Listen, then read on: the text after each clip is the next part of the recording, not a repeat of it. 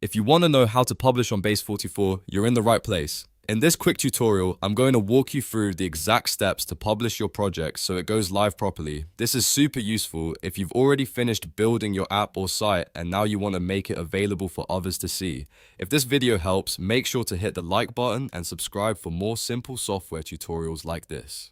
Alright, let's jump right on it. First, open your Base44 project. Once you're inside the project dashboard, take a moment to make sure you're working on the correct project, especially if you have more than one saved in your account. This is important because you want to publish the right version of your work. Now look at the top right corner of the screen. You should see a publish button there. Go ahead and click publish. This is the main step that starts the publishing process in Base44. After you click it, a confirmation box will appear. This box is simply asking you to confirm that you want to push your changes live. If this is your first time publishing, you may see a publish option. If you've already published before and you're updating your project, you may see a Republish option instead. All you need to do now is click publish or Republish from that confirmation box, depending on what Base44 shows you.